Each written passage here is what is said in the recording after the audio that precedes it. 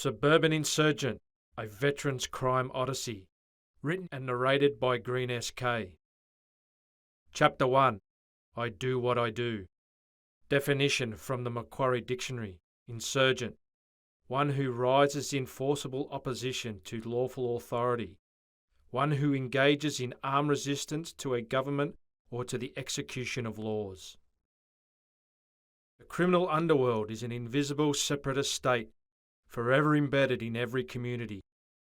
Inhabitants of this wicked nation are armed insurgents, escapees from despised everyday society, whose laws, rules and structures they love to violate to define themselves and the borders of their subculture.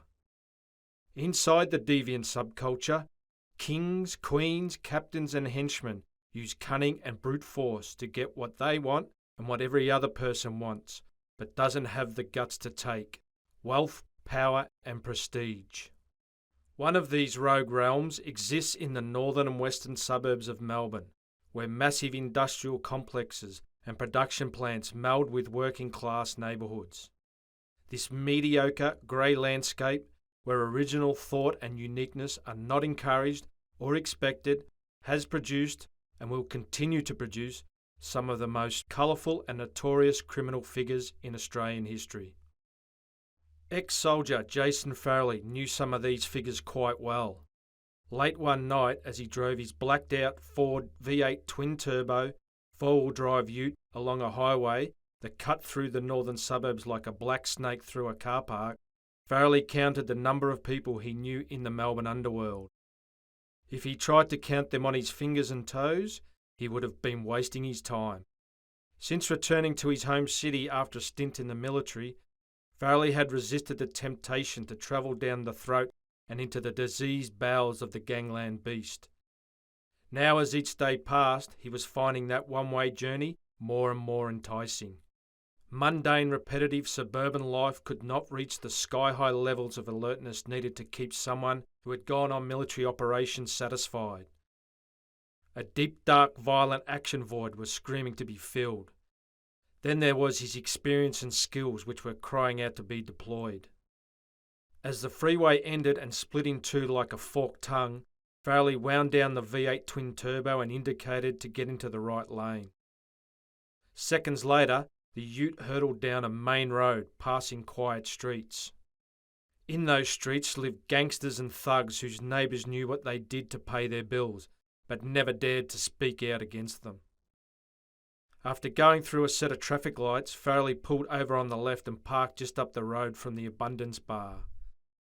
This watering hole hangs out high over a golf course, taking up the back portion of a pub.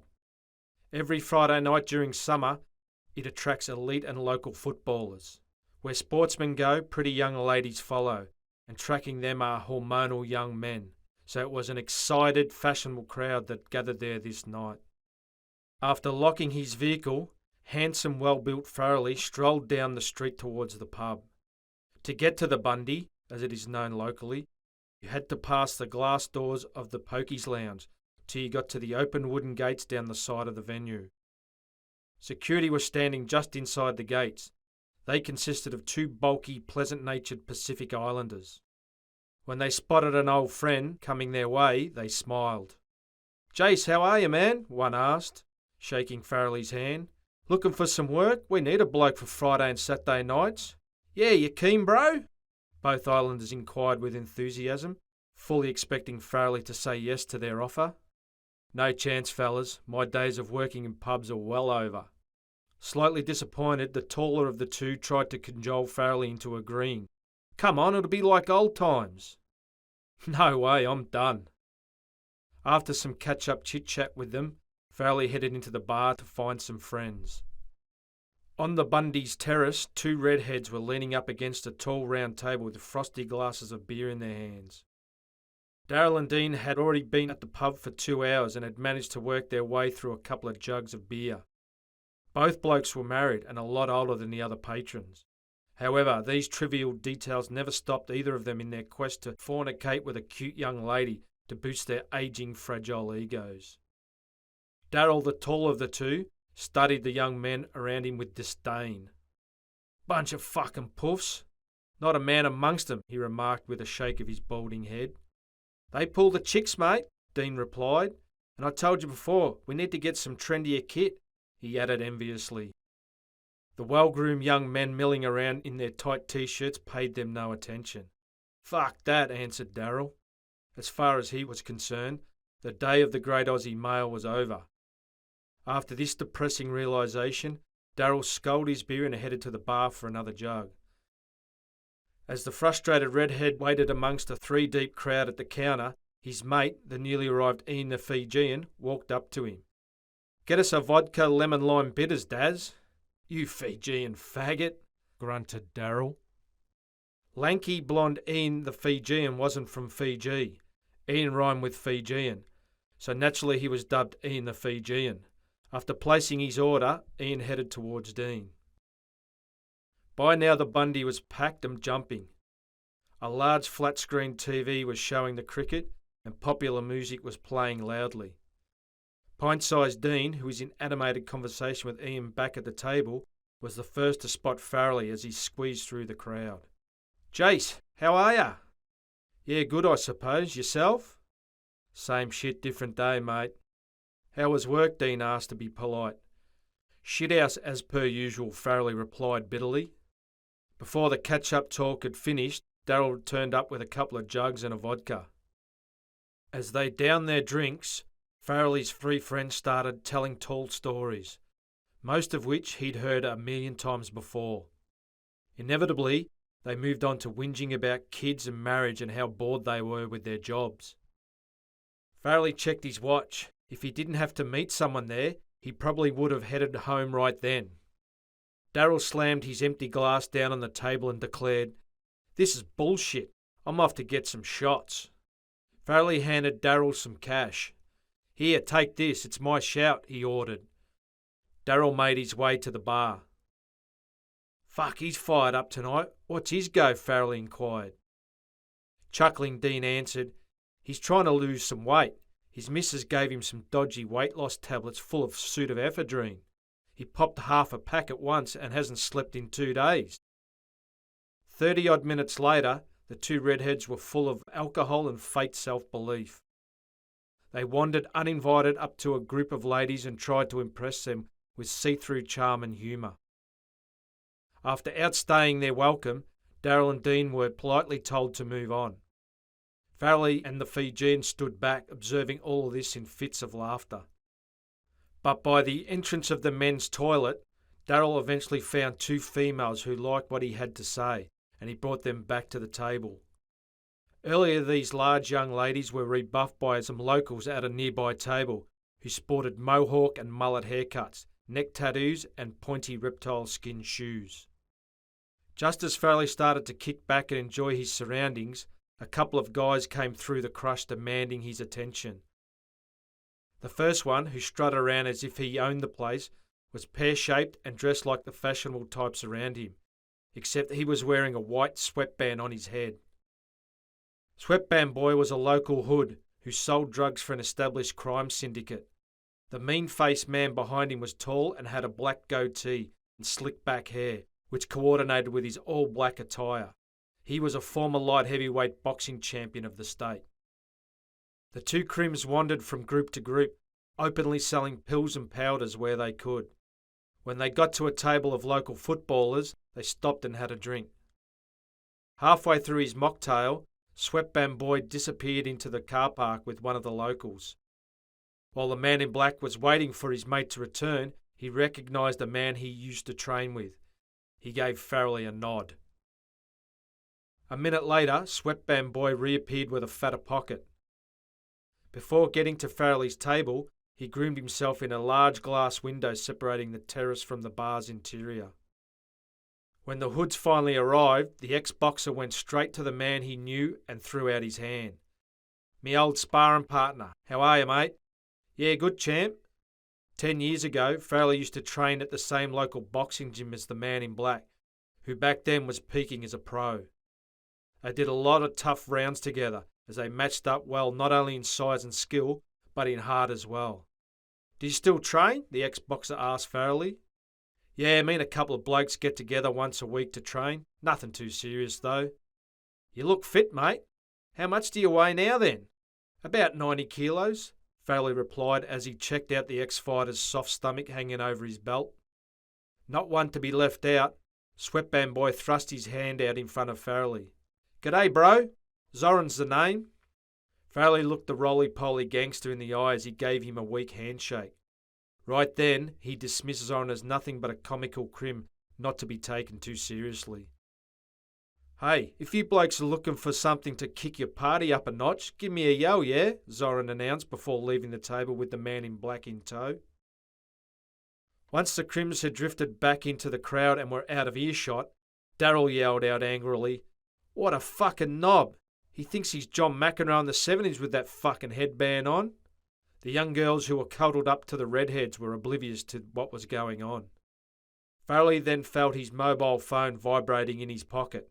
He pulled it out and checked the text message that had come through. Thank fuck for that, he muttered after reading it. 5 minutes later, she coasted into the Bundy with class and grace, drawing loads of attention. Every man in the bar longed for her affection. Strikingly beautiful, with long dark hair and huge blue eyes, Michelle Farrelly was Jason's sister and social compass. As she made her way to her brother, the closer she got, the more he realised something was wrong with her. Michelle's usually vibrant eyes were glassy, on the verge of tears. When she greeted her brother with a peck on the cheek and a tight hug, he smelt alcohol on her breath. Gee, Shelley, you've had a few. It's my friend's birthday and I don't go out much anymore. Just as she finished her sentence, Michelle's loud, intoxicated workmates turned up and engulfed the table. Meeting Farrelly for the first time, the mixture of young and middle-aged women flirted with him furiously. A voluptuous girl, whose boobs stood out like rockets on the space shuttle, grabbed his bum and told him how hot he was. Bemused, Farrelly removed the girl's claw from his backside with subtle strength and directed her towards Darryl, who was now alone since his lady friend had disappeared. Once the fuss and fascination over Farrelly had died down, he had the chance to ask his sister a question. So what's up with you? Break a fingernail on the keyboard at work today or something? Michelle punched her brother in the chest, crossed her arms and proceeded to scowl. It was highly unusual behaviour for her. Way too many white wines, Farrelly suspected. No, I need to talk to you about something important. That's why I rang you this afternoon. As Farrelly reached for his glass of beer on the table, he thought to himself, I really can't be fucked with this right now. But what option did he have? He loved his sister and hated to see her unhappy. So what's your problem? It's not like you to be so angry, he said in Michelle's ear, to make sure he could be heard over the loud music. It's Dev. He's hardly ever home these days. He comes home in the morning, then leaves while I'm at work. I never see him. It's not the same anymore. The more Michelle talked, the sadder she became. I want you to talk to him for me, she said. Devlin Davies was Michelle's partner and lived with her. He grew up in the same suburb as the Farrelly kids and went to the same secondary college. Davies had been a couple of years ahead of Jason at school, but all the students knew him. Dev was the coolest kid in school. A few years later, when Jason got a job working in security at a popular pub in the city, the security supervisor was none other than Devlin Davies. By then, he had already gained a reputation as a smooth operator. Davies could fight and had plenty of dash, but he was even better at negotiation and mediation when it came time to cooling down feuding factions in his venue. These skills brought him to the attention of many a Melbourne crime king. For 2 years, 6 nights a week, Farrelly and Davies worked, fought and partied together. Then one flat-out Sunday night, Davies was out in the beer garden mixing with football and soap stars, gangsters and the super wealthy, when 18-year-old Michelle Farrelly walked in. She and Davies had been together ever since. Isn't that what you should be doing? Isn't that what couples are supposed to do? Talk to each other? Farrelly said, searching for a way to avoid getting involved in his sister's domestic affairs. Do you know how many times I've tried? It's like talking to a brick wall. Please, will you talk to him for me? Tell him he needs to spend more time at home, Michelle pleaded with a mock puppy dog face. Shit, all right. But I'm not some bloody couples counsellor, you know. For the first time that night, Michelle smiled. She then threw her arms around her big brother and squeezed tightly. "Good," she said. "How soon can you come over for dinner?" As he watched his sister enjoy herself, drinking and posing for selfies with workmates, Farrelly remembered back to his pub warfare days when he witnessed Davies ease himself into the underworld. Back then, many a time Devlin had got into Farrelly's ear, inviting his mate to travel down the same dark path. Luckily, Farrelly had other plans. He was waiting for his army enlistment date to come through.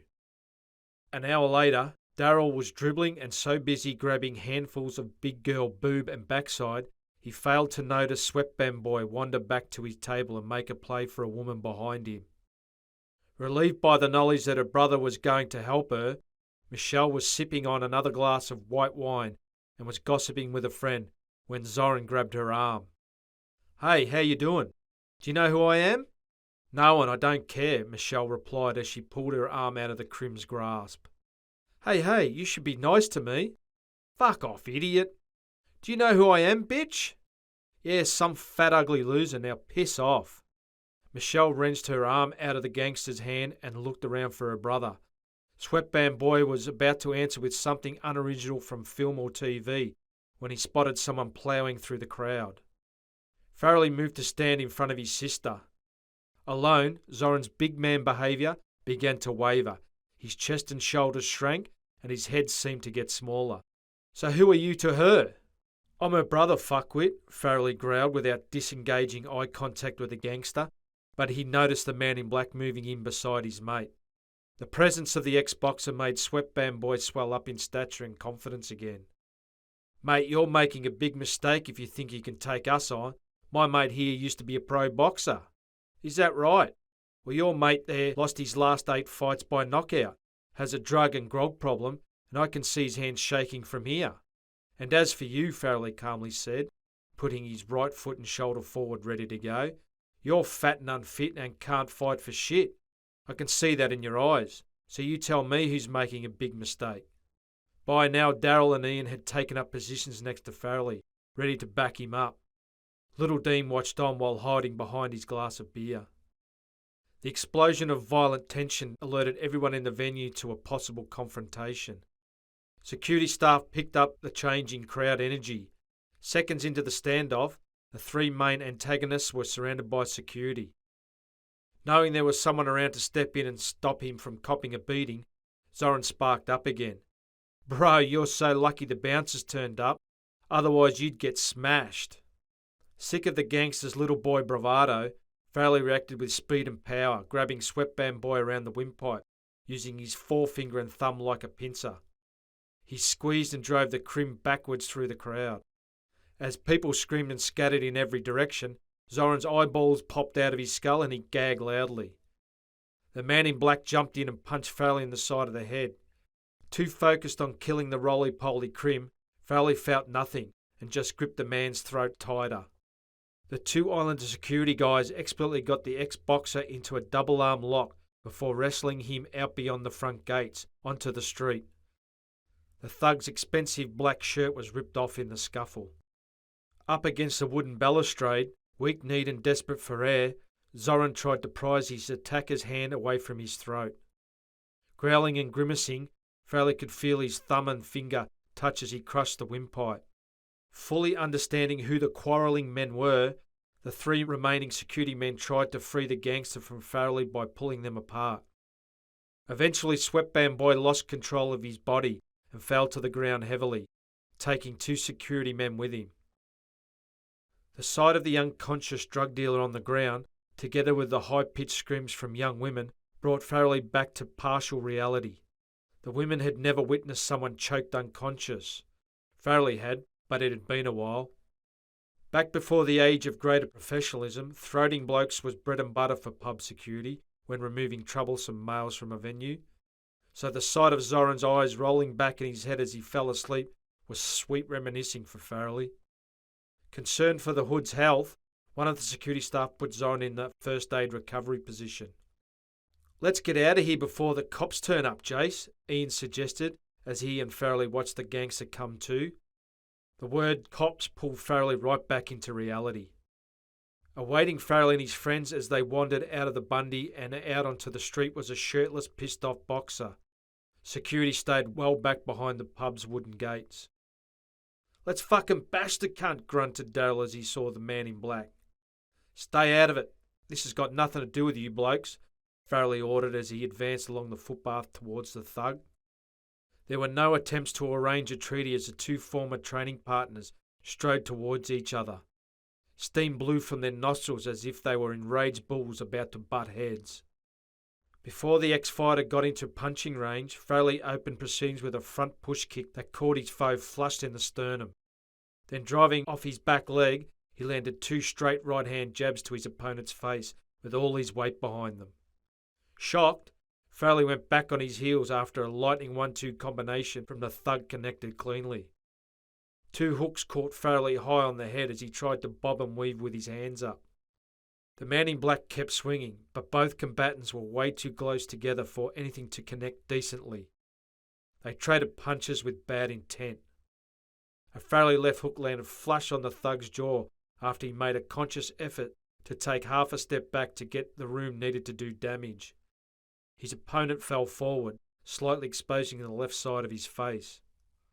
After another step back, Farrelly planted his feet and threw a crossing right elbow that landed flush. The blow sent the ex-boxer to one knee.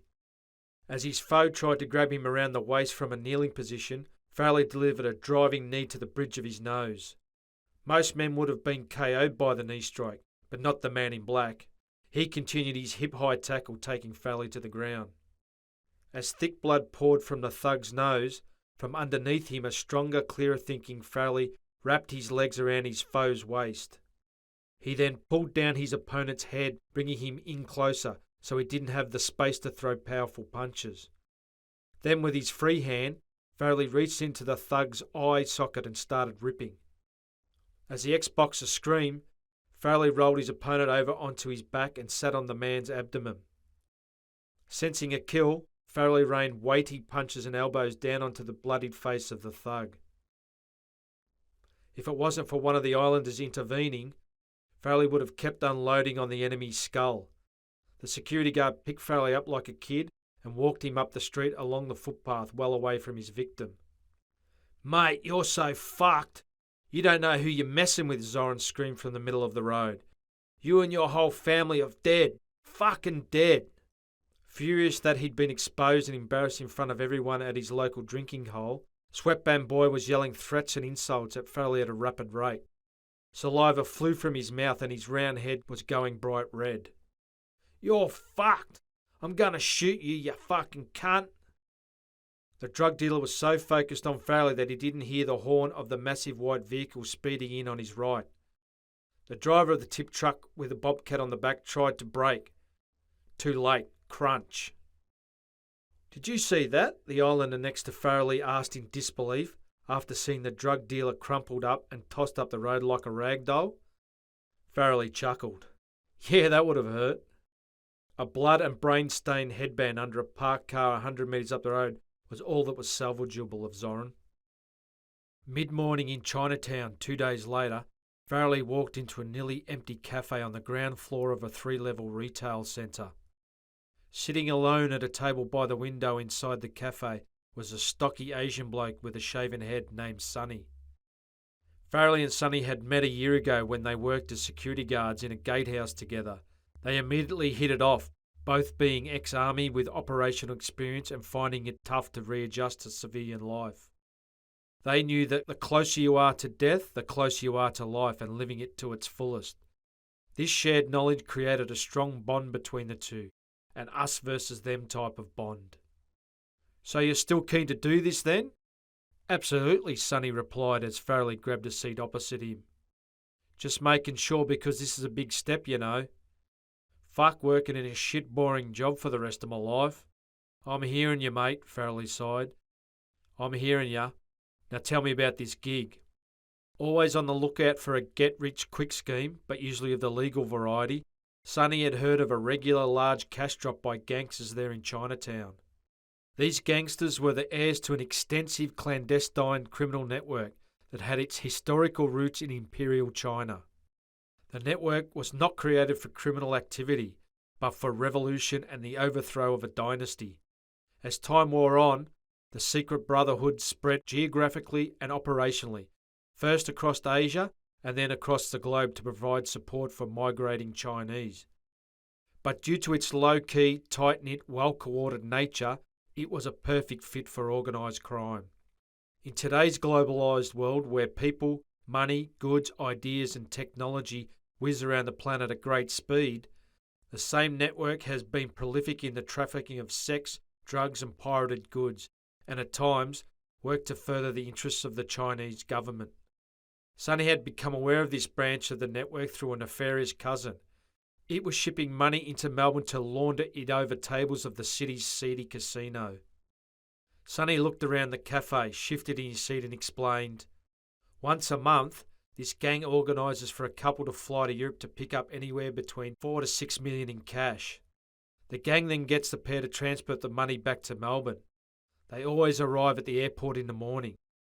He looked around again and added, "At the airport, they hand over the cash to some gangsters who then deliver it to a restaurant here in Chinatown called the Tiger Paw.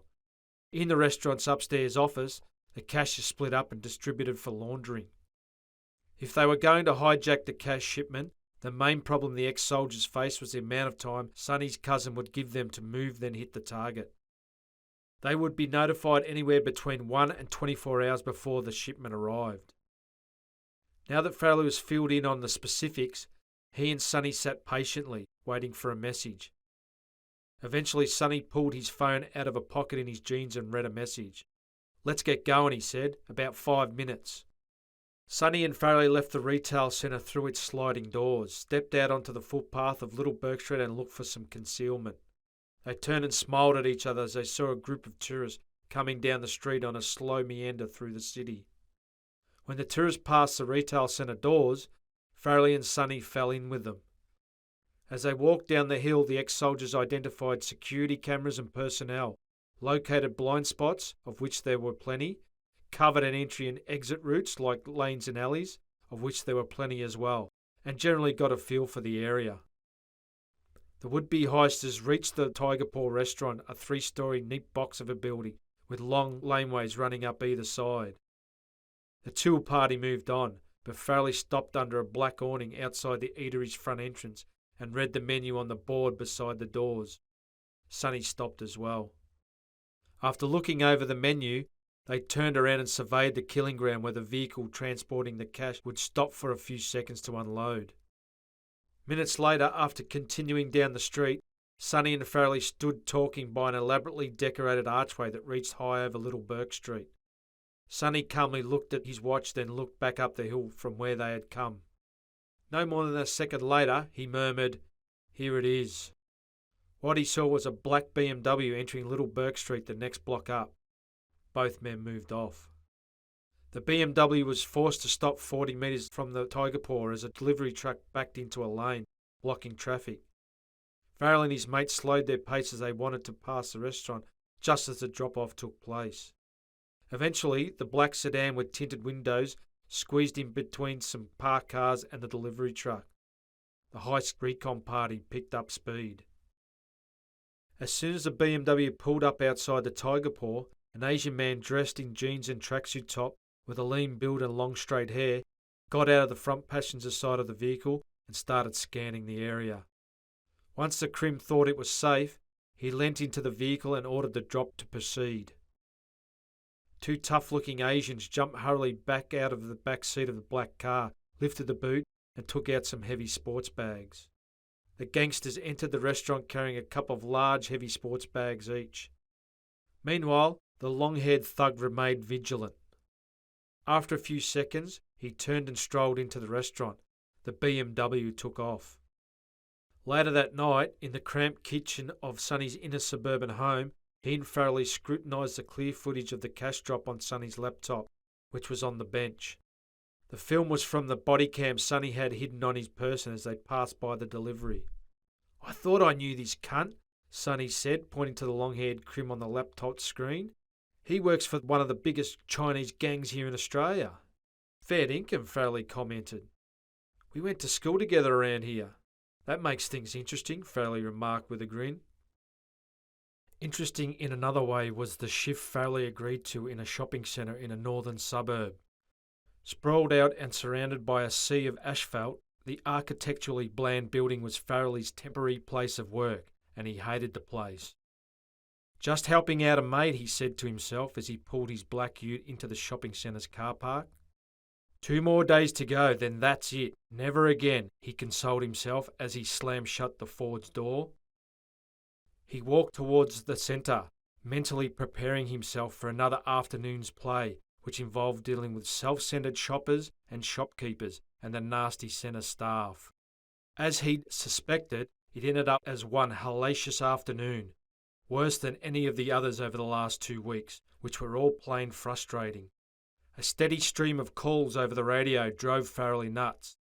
Doors locked, doors unlocked, doors locked, doors unlocked.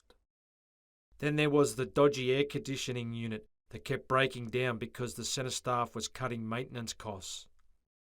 This brought calls from shop assistants. "My shop's too hot."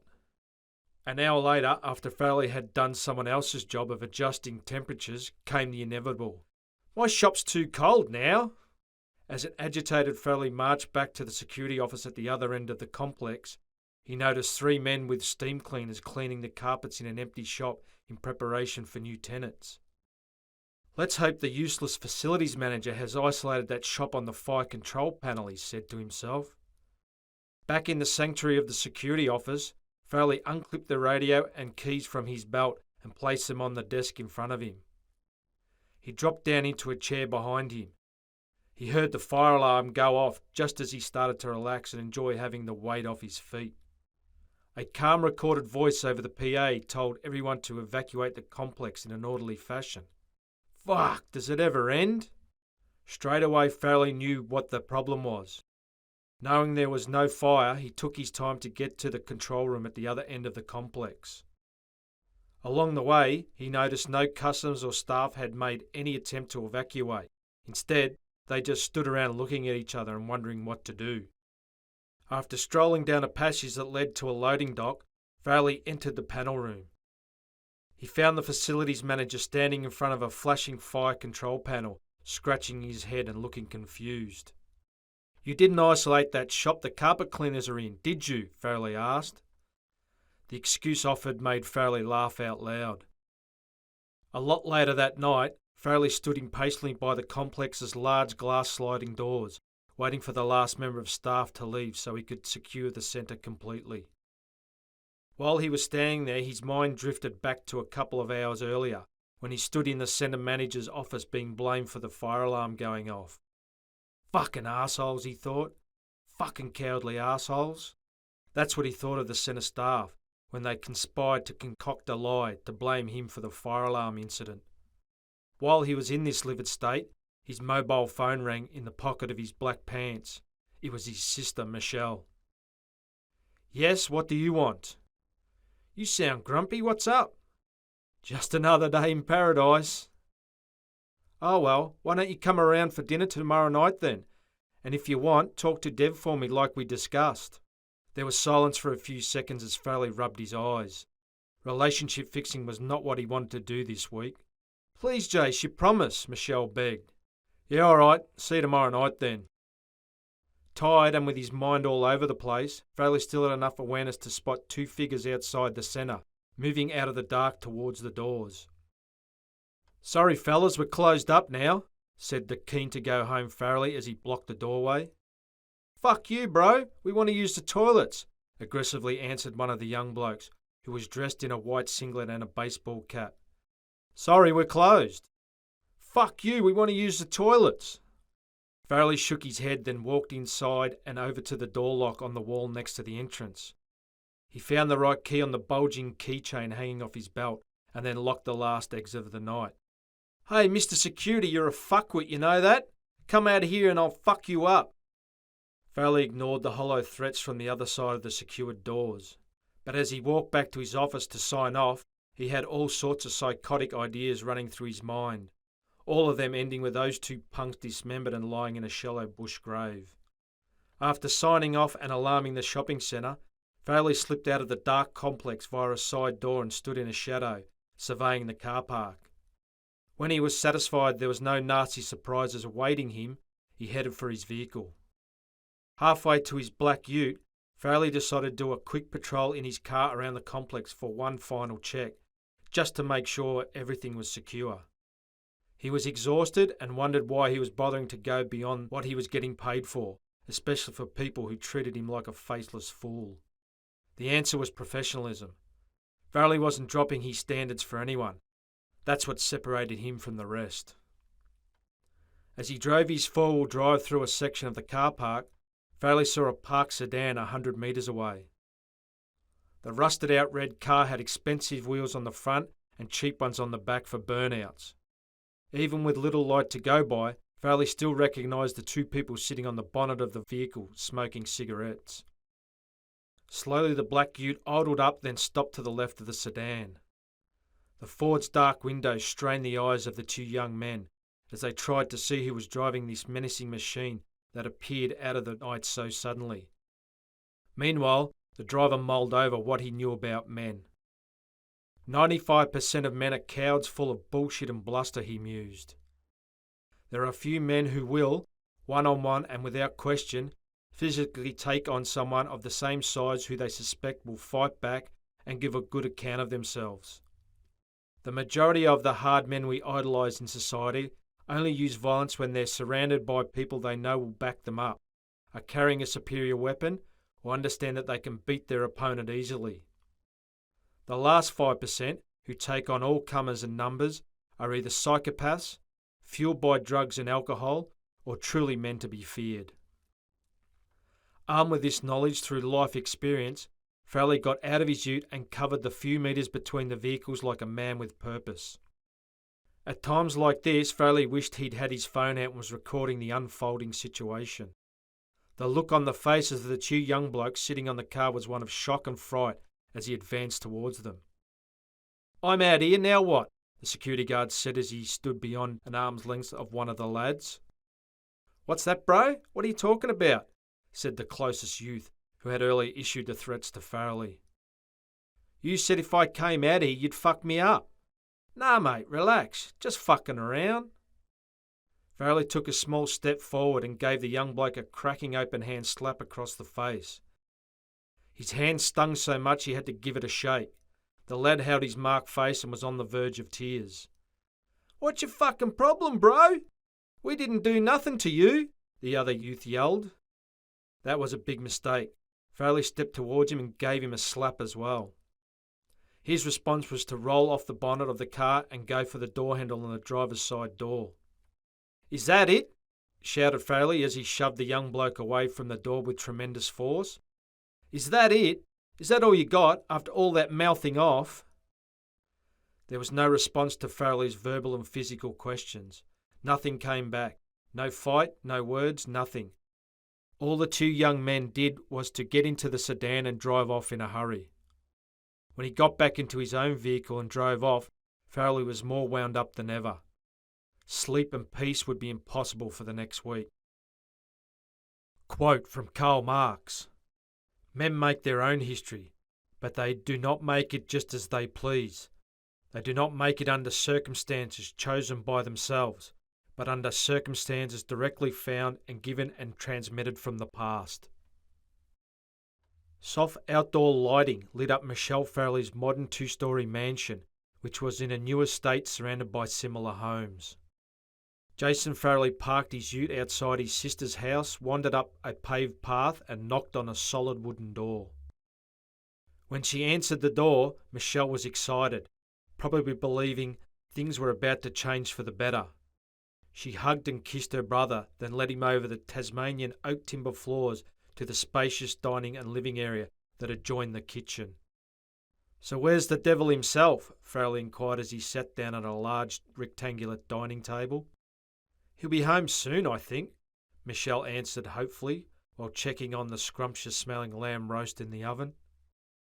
45 minutes later, the smooth-looking and smoothly attired Devlin Davies strutted into the dining area. Before saying or doing anything else, he stared straight into Farrelly's blue eyes and gave him a look of murderous intent. Then, as quick as a snap of the fingers, His expression changed to one that was warm and welcoming, the type you should give your brother-in-law. "Jace, good to see you, mate." Farrelly stood up from the table and the two former workmates shook hands. They then sat down at the dining room table opposite each other. There was no misunderstanding the look that Davies had given. The question was why he had given it. As Farrelly conversed with his sister and her partner about something unimportant, he realised that discussing relationship troubles with Dev wasn't going to be a high priority that night. As soon as Michelle served up the roast dinner, they ate and indulged in plenty of small talk. Michelle seemed quite carefree. She was safely ensconced in her carefully constructed little world, a world where her older brother was going to talk to her partner and everything would be fine. After dinner, Davey stood up, took off his jacket and hung it over the back of his chair. As he did, Farrelly noticed that he'd put on some weight around the midsection. "Do you want another beer?" asked Davies as he headed toward the kitchen fridge. "Yeah, one more, then that's it," Farrelly replied. By now Michelle had finished cleaning up, so she turned off the light in the kitchen. From Farrelly's position, this turned the background behind Devlin black as he sat back down at the table. Michelle stood behind her seated partner and draped her arms around his shoulders. "I'm going upstairs to take a long hot bath, then watch TV in bed," Michelle announced. "I'll leave you two to discuss whatever you want in private." As his sister headed upstairs, Farrelly smiled coldly in anticipation of the oncoming conversation. "So now that your sister's gone, what have you really been up to?" Davies inquired. "Nah, that's it, mate. Just dumb security shit." That's funny. What about you, you big-time gangster? I heard you run a major crew now, and you're too busy to take care of my sister like you promised me you would." The crime boss raised an eyebrow as Farrelly calmly went on the offensive. He grinned and took a mouthful of beer, then said, "I keep different and longer hours to your normal bloke, especially lately." What Devlin said was true. The reason he had moved up through the criminal ranks with speed was his work ethic and attention to detail. With the extra responsibility came extra work and detail, which put a strain on his relationships at home and in business. "But you know all this, Jace." There was silence for a few seconds. "I had lunch with someone from the government the other day," Davies said before taking another sip of his beer and continuing. "Yeah, they told me in a roundabout sort of way that you're up to some sort of questionable grey area activities overseas." "Just holidaying, mate." "Interesting," Devlin commented. "Now I have a question for you," said Farrelly on the counter-attack. "What have you been doing talking to people from government? Better not let any criminal types hear about this." The smug smile vanished from Davies' face as Farrelly continued. "You wouldn't want to gain the reputation as a dog, would you?" There was a pause in conversation as both men drank their beers. When these two worked together in a pub together, they were always well matched in strength and smarts. As they sat there with no words being uttered, they understood that not much had changed, even though they'd gone separate ways in their lives some time ago. Tired of the preliminaries, the crime boss revealed what was behind the grave look he had given Farrelly earlier. "Look, the only reason I'm going to say what I'm going to say next is because you're Michelle's brother. Otherwise, things would be completely different, let me assure you." "And what's that?" "I've been told by a reliable source that you may have ideas of doing something stupid, like fucking over people I do business with in Chinatown."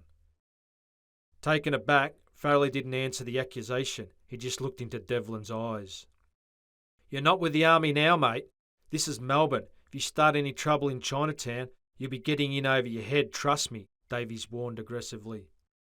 This condescending advice enraged Farrelly. He returned the crime boss's murderous stare sevenfold and replied, "Do I look like a half-assed clown to you? You think I'm some sort of suburban punk looking for a thrill? Looking for something to brag about to his mates? You've got no idea what I've done and what I'm capable of. You think you're a bad cunt and you've got it all worked out, don't you? Trust me, you've never seen or dealt with anybody like me before." It wouldn't have taken much for Farrelly to leap over the table and start punching into Davies. The crime boss knew it, so he stayed silent for a few seconds, then said, Look, Jace, why don't you just settle down in one of those security jobs you've been coming and going from over the last few years or so and find a nice girl? Farrelly cut in before Davey started another sentence. Yeah, I know. The kids, the house, the dog, Christmas holidays with family and friends. No, I don't think so, mate. That's not who I am, never has been. I've never felt the pressure to conform that others have. I've always felt free to chase what I want, more or less, to chart my own path, to live and die by my own code. Sounds cool being free of all the bullshit, living life on your own terms, Devlin added with an envious smile. That's it, to go after what I want, what I think is important, what I think is worthwhile. Well, try anyway, Farrelly further explained. I get it, I really do, said Davies knowingly. The tension in the dining room eased as both men were more thoughtful. Have a listen to you, Dev, telling people to settle down. When are you going to make an honourable woman out of my sister, move to a beachside town and have some kids yourself? The other man laughed to avoid the question. Come on, this is my sister we're talking about. You promised me you'd look after her, remember? Devlin shrugged and said, I enjoy what I do because I'm good at it. Besides, I'm in too deep now anyway. Same here. I do what I do because it's what I do best, whether that's here, in Melbourne or anywhere else. Davies got up from the table and grabbed himself another beer from the fridge. For whatever reason, the alcohol, the familiar like-minded company, stress or probably all of the above, he opened up emotionally. You know, I've been doing a few funny things lately. Yeah, like what? I can't stop looking at my watch and checking the time while I'm out and about these days. I'm constantly checking the time. It seems like every minute of the day is so important now, like there's no time to waste. I don't know what it is, it's weird. After finishing his last sentence, Davies was suddenly aware of how vulnerable he was. In reaction to this realisation, he switched the conversation back to where he had intended it to be in the first place. You know, I admire you. I admire you for joining the army and getting out of here. I remember when we watched you march out up at Wagga that time. I was so proud of you. Really proud of you, he said before continuing on an earlier subject. You're smart, you're sharp, you can do anything you want. That's why I don't want you to do anything stupid. I just want you to do better, that's all. Farrelly responded, That all depends on what you class as better, doesn't it? Seconds later, as he studied the bottle of beer in his hand, Devlin Davies realised he'd just shown way too much weakness to a lion like Farrelly. This could prove problematic or worse, fatal, so he quickly decided to make a statement that would leave no doubt and draw a line in gangland sand. I tell you what though, if you're out there and go through with what you're planning to do, and it's a choice between you and my business, I'll do whatever it takes to finish you. No indecision and no regrets, even if you are Michelle's brother, Davey stated, looking Farrelly right in the eye. No problem here. If you get in my way, you're going down hard, Farrelly replied without flinching.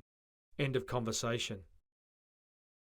Quote from Sun Tzu, Know yourself and know your adversary, and you will be able to fight 100 battles without a single disaster. Later that night, not far from his sister's house, Farrelly threw his four-wheel drive ute through a roundabout without looking to his right to see if anything was coming. The reason for his distracted state was the face-off with Devlin Davies earlier. The meeting between the two had brought back memories from his past and his operational service in East Timor. That was where Farrelly found out that he enjoyed being on friendly terms with his enemies before they faced each other in combat.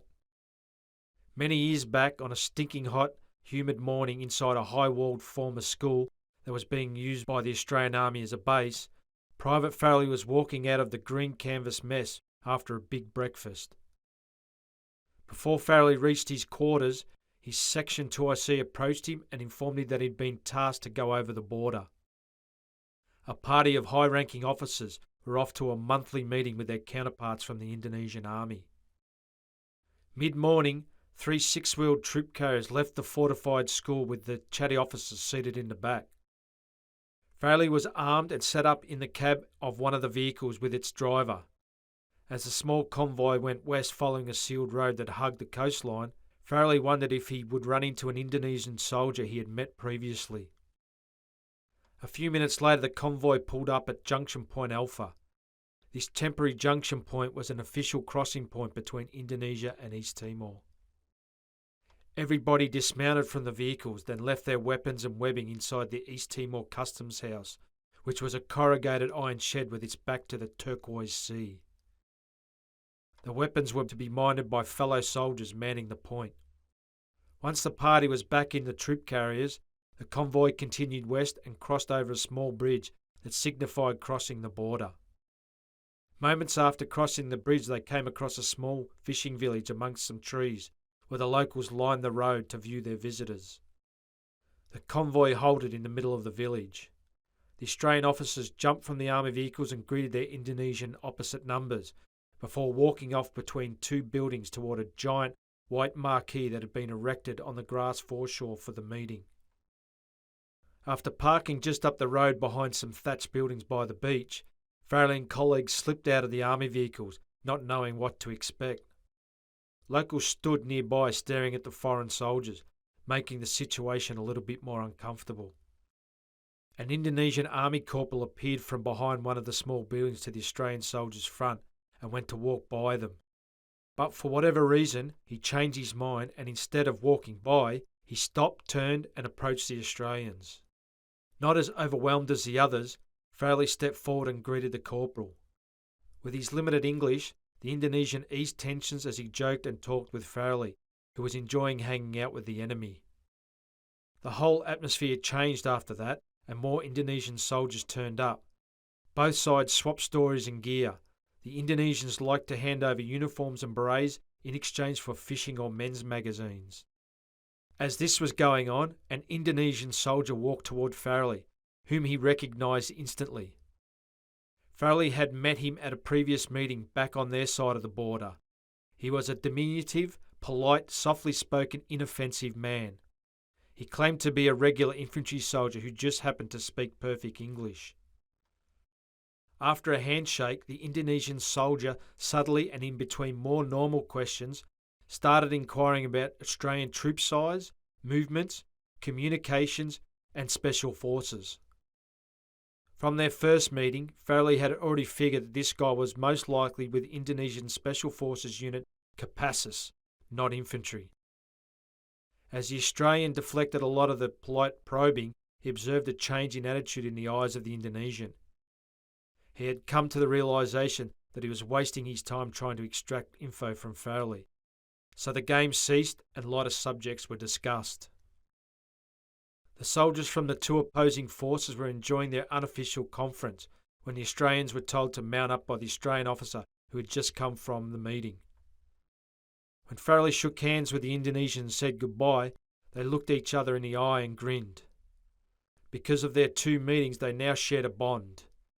This was an intimate bond where, although they had chatted and had been friendly, they also knew there could come a time where one man had the opportunity to take the life of the other. This was sport at its highest, and Farrelly loved it. Reliving this past experience overwhelmed Farrelly's senses, so much so he drove through a red light at a large intersection. Fuck! Lucky it's late at night and there's no traffic on the road, he reasoned. He looked in his rear vision mirror to make sure he hadn't caused a crash. As the ex-soldier stared back down the street lamp-lit road near his home, memories from his operational past continued. He could see the black silhouette of the Indonesian Special Forces soldier through his night vision monocular back in East Timor. There, on the bank of a fast-flowing river, just off a path used to cross the border, Farrelly and his 9-man section lay in wait in thick vegetation. A couple of 100 metres east of the infantry section inside the border was a small village that was regularly harassed by pro-Indonesian militia and Indonesian soldiers. Suddenly from the village came the sound of automatic weapon fire. The quick burst tore open the silent night. Tensely, the Australians waited for what seemed an eternity.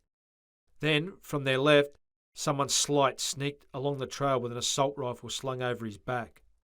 "Stop or I'll shoot you," Farrelly shouted in Indonesian as he recognised the frozen figure in front of him. Green beams from the night aiming device on the soldiers' weapons, seen only through their night vision goggles, zeroed in on the Indonesian's chest. Taking full advantage of the United Nations rules of engagement, where you're not to fire on a man with a slung weapon, the Indonesian ran for the border. This was after he had been terrorising the village nearby successfully. 2 local Timorese were wounded in the attack. It would have been good to shoot that cheeky prick, Farrelly said to himself as he turned the V8 ute into his driveway. He was still thinking that the next day. Late in the afternoon a day later, Farrelly walked into the small dining area of his humble 2-storey, 2-bedroom townhouse and sat at the kitchen table. In front of him was a letter from the Private Agents Register, the organisation controlling security licensing. When he read through the letter, he realised it was bad news. No, worse than that, an insult and a fuck around. Apparently the registrar had decided that anybody holding a licence had to reapply for it. This included obtaining more references to further verify their identity. The more Farrelly read, the more he became incensed. So he threw the letter down on the table, got up and put on the jug in the kitchen to make a cup of tea. When he'd made his cup of tea and sat back down at the kitchen table, he had calmed down. When he had finished his tea, he picked up the document attached to the letter from the registrar. This document stated who could provide references. They include a registrar of probates and a patent attorney under Chapter 20 of the Patents Act. Farrelly scratched his head. Then there was this individual lower down on the list that also could provide a reference, and that really got him steamed up. A person employed under Part 3 of the Public Administration Act 2004, with a classification that is prescribed as a classification to which this section applies or holds office in a statutory authority with such a classification, a Fellow of the Institute of Legal Executives Victoria. Who or what the fuck is that cunt? Shouted Farrelly. He scrunched up the letter and its attachments into a small ball and threw them into the bin. Later, he was sprawled out on his couch watching television when his mobile phone rang. He picked up the phone from the coffee table and saw that it was Sonny calling. Jace, just spoke to my cousin. Our package is arriving tomorrow morning. Cool, are you still keen? Asked Farrelly. I can understand if you want to pull out considering you have a missus and a kid and one on the way. He was giving his mate an out option. Sonny was also aware that they were on the radar of some in the criminal world. Fuck it, if you're in, I'm in. Let's do this. Earlier that day, Farrelly had doubts about whether to take on the task of hijacking the cash drop, especially now that Chinese gangsters were on the alert. But as he sat on his couch, he thought about the crumpled up letter from the Private Agents Registrar, sitting at the bottom of the bin, and he realised that he wasn't going back to that pride-crushing, loathsome security industry ever again. Quote from Sun Tzu, "Those skilled in war subdue the enemy's armies without battle. They capture his cities without assaulting them, and overthrow the state without protracted operations." "The flower punks still fucking love you," screamed a large black graffiti on the wall at the end of the alley.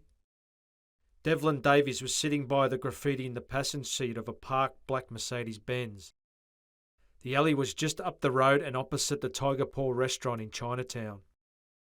As he and his gunman in the driver's seat waited, Davies was distracted momentarily. Who the fuck are the flower punks? He quizzed himself out loud as he studied the graffiti and the insignia beside it, the letter A in a circle with 7 love hearts rotating around it.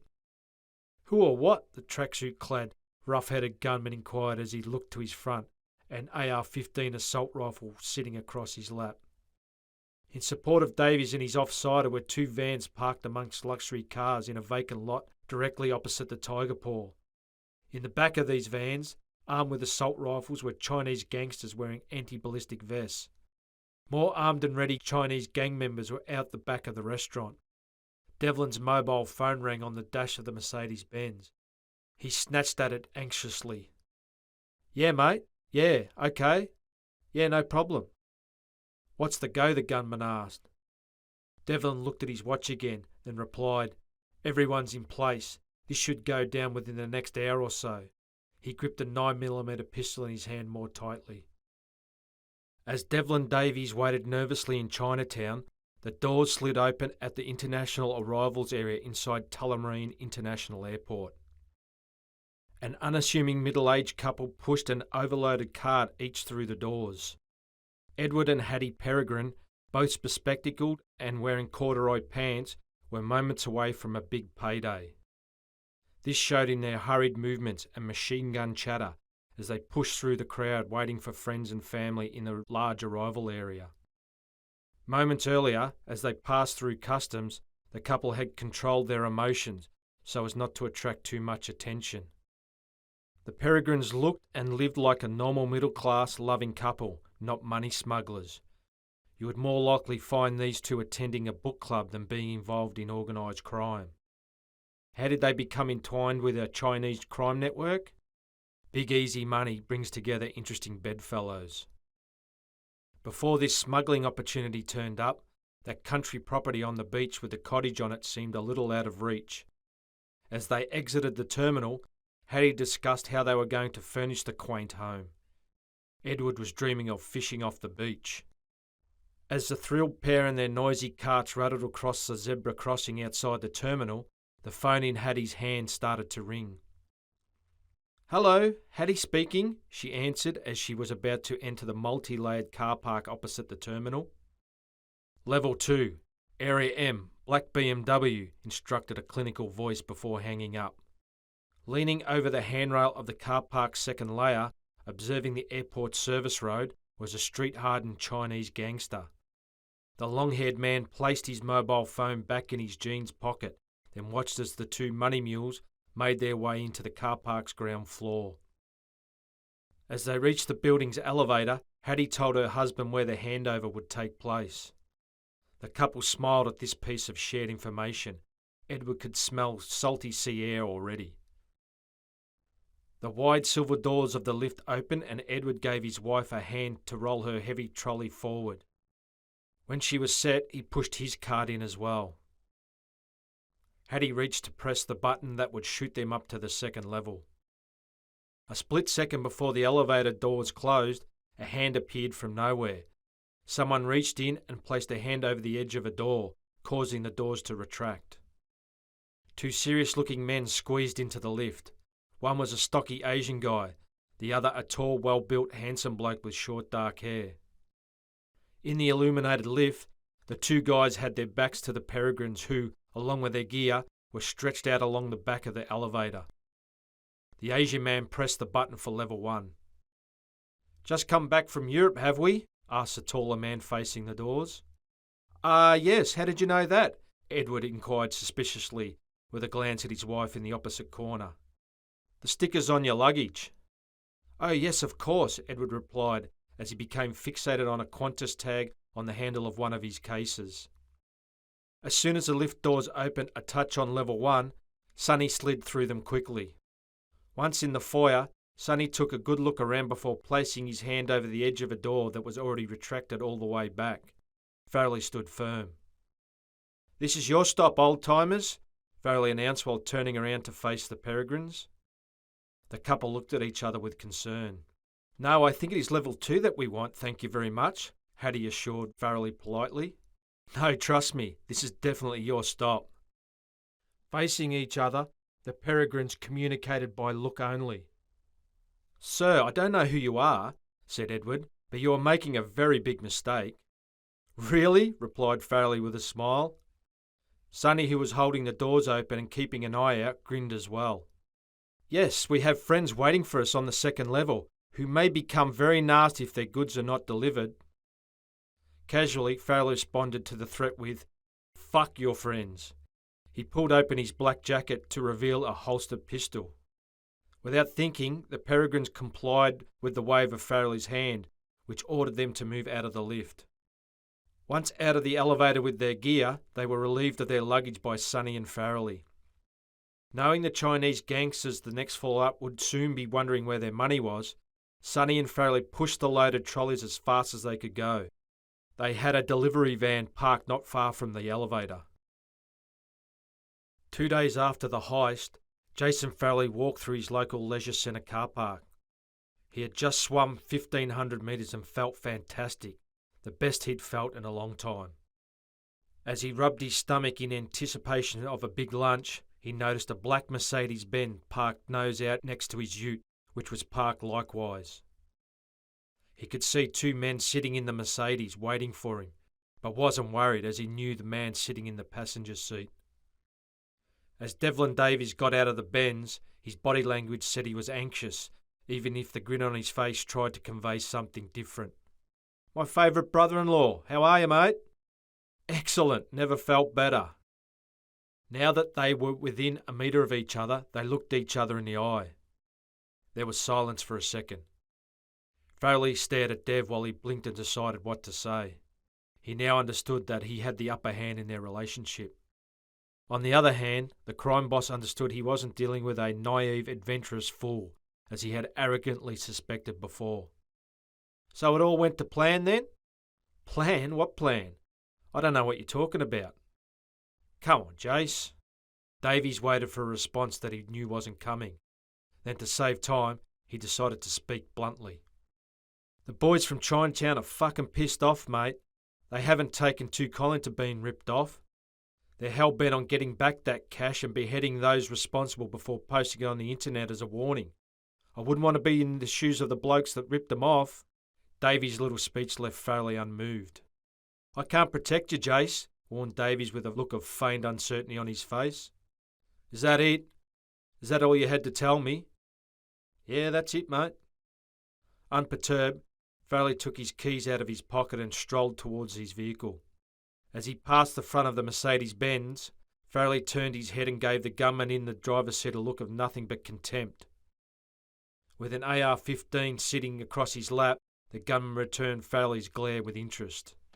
Devlin Davies watched on quietly.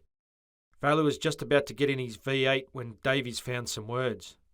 "So I guess I'll see you at your sister's birthday party then?" "Maybe." "All right, no worries, Jace. I'll see you when I see you then. Not if I shoot you first."